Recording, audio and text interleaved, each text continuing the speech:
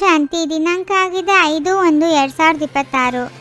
ತಂದೆಯ ಶ್ರೀಮತದಿಂದ ನೀವು ಮನುಷ್ಯರಿಂದ ದೇವತೆಗಳಾಗುತ್ತೀರಿ. ಗೀತೆಯ ಜ್ಞಾನ ಮತ್ತು ರಾಜಯೋಗ ನಿಮ್ಮನ್ನು ಸಂಪೂರ್ಣ ಪಾವನರನ್ನಾಗಿ ಮಾಡುತ್ತದೆ. ಸತ್ಯಯುಗದಲ್ಲಿ ಪ್ರತಿಯೊಂದು ವಸ್ತು ಒಳ್ಳೆಯದಕ್ಕಿಂತ ಒಳ್ಳೆಯ ಸತ್ವಪ್ರಧಾನವಾಗಿರುತ್ತದೆ, ಏಕೆಂದರೆ ಅಲ್ಲಿ ಮನುಷ್ಯ ಸತ್ವಪ್ರಧಾನರಾಗಿರುತ್ತಾರೆ. ಯಾವಾಗ ಮನುಷ್ಯ ಒಳ್ಳೆಯವರಾಗಿರುತ್ತಾರೆ ಆಗ ಸಾಮಗ್ರಿಗಳು ಒಳ್ಳೆಯದಾಗಿರುತ್ತದೆ, ಮತ್ತು ಮನುಷ್ಯ ಕೆಟ್ಟವರಾದಾಗ ಸಾಮಗ್ರಿಗಳು ನಷ್ಟಕರವಾಗಿರುತ್ತವೆ. ಸತ್ವಪ್ರಧಾನ ಸೃಷ್ಟಿಯಲ್ಲಿ ಯಾವುದೇ ವಸ್ತು ಅಪ್ರಾಪ್ತಿ ಇಲ್ಲ. ತಂದೆಯು ಯಾರಲ್ಲಿ ಅವತರಿಸಿದ್ದಾರೆಯೋ ಅವರ ಪ್ರತಿ ಸ್ವಯಂ ತಂದೆಯೇ ಹೇಳುತ್ತಾರೆ, ನಾನು ಇವರ ಬಹಳ ಜನ್ಮಗಳ ಅಂತಿಮದಲ್ಲಿಯೂ ಅಂತ್ಯದಲ್ಲಿ ಬರುತ್ತೇನೆ. ಇದು ಸರ್ವಶಾಸ್ತ್ರ ಶಿರೋಮಣಿ ಗೀತಾ ಜ್ಞಾನವಾಗಿದೆ. ಶ್ರೇಷ್ಠಾತಿ ಶ್ರೇಷ್ಠ ಭಗವಂತನದು ಶ್ರೇಷ್ಠಾತಿ ಶ್ರೇಷ್ಠ ಮತವಾಗಿದೆ. ಯಾರ ಶ್ರೀಮತದಿಂದ ನೀವು ಮನುಷ್ಯರಿಂದ ದೇವತೆಗಳಾಗುತ್ತೀರಿ, ನೀವು ಭ್ರಷ್ಟ ಮನುಷ್ಯರಿಂದ ಶ್ರೇಷ್ಠ ದೇವತೆಗಳಾಗುತ್ತೀರಿ. ಮೊಟ್ಟ ಮೊದಲನೆಯದು ಆದಿ ಸನಾತನ ದೇವಿ ದೇವತಾ ಧರ್ಮವಾಗಿದೆ, ಹಿಂದೂ ಧರ್ಮವಲ್ಲ. ಗೀತೆಯಿಂದ ಹಿಂದೂ ಧರ್ಮ ಸ್ಥಾಪನೆಯಾಯಿತು ಮತ್ತು ಕೃಷ್ಣನು ಗೀತೆಯನ್ನು ನುಡಿಸಿದನೆಂದು ಮನುಷ್ಯರು ತಿಳಿಯುತ್ತಾರೆ. ನೀವೀಗ ತಿಳಿದುಕೊಳ್ಳುತ್ತೀರಿ, ಇದೇ ಗೀತಾ ಜ್ಞಾನದಿಂದ ಮನುಷ್ಯರಿಂದ ದೇವತೆಗಳಾಗಿದ್ದಾರೆ. ಯಾವ ಜ್ಞಾನವನ್ನು ಈಗಲೂ ಸಹ ತಂದೆಯು ನಮಗೆ ಕೊಡುತ್ತಿದ್ದಾರೆ, ರಾಜಯೋಗವನ್ನು ಕಲಿಸುತ್ತಿದ್ದಾರೆ. ಕಾಮ ಮಹಾಶತ್ರುವಾಗಿದೆ, ಇದರ ಮೂಲಕವೇ ನೀವು ಸೋಲನ್ನು ಅನುಭವಿಸಿದ್ದೀರಿ. ಈಗ ಮತ್ತೆ ಅದರ ಮೇಲೆ ಜಯ ಗಳಿಸಿದರೆ ಜಗಜ್ಜೀತರು ಅರ್ಥಾತ್ ವಿಶ್ವದ ಮಾಲೀಕರಾಗಿ ಬಿಡುತ್ತೀರಿ. ಇದು ಬಹಳ ಸಹಜವಾಗಿದೆ. ಶಿವ ತಂದೆಯ ಮಕ್ಕಳು ಯಾರೆಲ್ಲ ಆತ್ಮರಿದ್ದಾರೆಯೋ ಅವರಿಗೆ ತಮ್ಮ ಶರೀರವಂತೂ ಇದ್ದೇ ಇರುವುದು. ತಂದೆಯಂತೂ ಸದಾ ನಿರಾಕಾರ ಪರಮಪಿತ ಪರಮಾತ್ಮನಾಗಿದ್ದಾರೆ. ಗೀತೆಯ ಜ್ಞಾನವನ್ನು ನಿರಾಕಾರ ತಂದೆ ತಿಳಿಸಿದರು. ಅವರಿಗೆ ಯಾವುದೇ ಕಿರೀಟವಿಲ್ಲ, ಅವರು ಜ್ಞಾನಸಾಗರ ಬೀಜರೂಪ ಚೈತನ್ಯನಾಗಿದ್ದಾರೆ.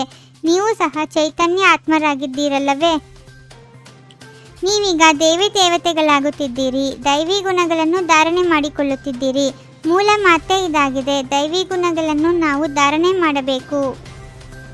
ಯಾರು ನಮ್ಮನ್ನು ಇಷ್ಟು ಶ್ರೇಷ್ಠರನ್ನಾಗಿ ಮಾಡುವರೋ ಅವರ ಪೂಜೆಯೂ ನಡೆಯುವುದು ಮತ್ತು ನಂಬರ್ವಾರ್ ನಮ್ಮ ಪೂಜೆಯೂ ನಡೆಯುತ್ತದೆ. ಕ್ರಮೇಣವಾಗಿ ಪಂಚತತ್ವಗಳಿಗೂ ಪೂಜೆ ಮಾಡತೊಡಗುತ್ತಾರೆ. ಮನುಷ್ಯರು ಪವಿತ್ರ ದೇವಿಯರ ಪೂಜೆ ಮಾಡುತ್ತಾರೆ, ಅಂದ ಮೇಲೆ ಸ್ವಯಂ ಅಪವಿತ್ರರಾಗಿದ್ದಾರೆ. ಆದ್ದರಿಂದ ಪವಿತ್ರರ ಮುಂದೆ ತಲೆಬಾಗಬೇಕಾಗುತ್ತದೆ. ಭಗವಾನ್ ವಾಚ, ನಾನು ನಿಮಗೆ ರಾಜಯೋಗವನ್ನು ಕಲಿಸುತ್ತೇನೆ, ಮತ್ತೆ ಈ ಪ್ರಪಂಚವೇ ಸಮಾಪ್ತಿಯಾಗಿ ಬಿಡುವುದು.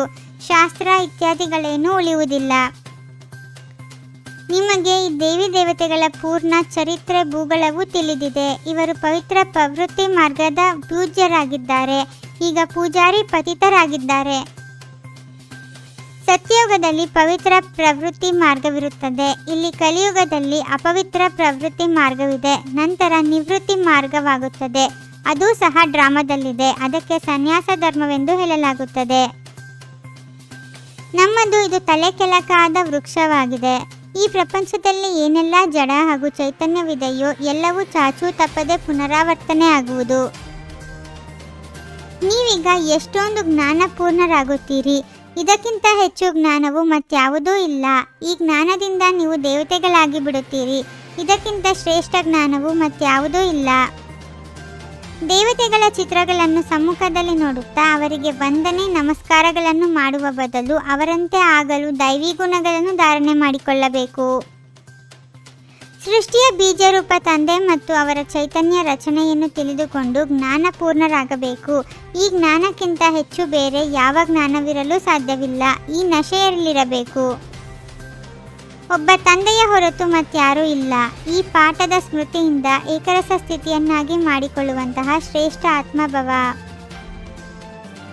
ಜ್ಞಾನದ ಶಕ್ತಿಯನ್ನು ಧಾರಣೆ ಮಾಡಿಕೊಳ್ಳುತ್ತೀರೆಂದರೆ ವಿಘ್ನವು ಯುದ್ಧ ಮಾಡುವುದಕ್ಕೆ ಬದಲು ಸೋಲನ್ನು ಅನುಭವಿಸುತ್ತದೆ. ಓಂ ಶಾಂತಿ. 21 ಜನ್ಮಗಳಿಗೆ 21 ಪರಮಾತ್ಮನ ಮಹಾವಾಕ್ಯಗಳನ್ನು ಆಲಿಸಿ ಹಾಗೂ ನಿಮ್ಮದೇ ಆದ ಈ ಚಾನಲ್ಗೆ ಲೈಕ್ ಮಾಡುವುದನ್ನು ಮರೆಯದಿರಿ.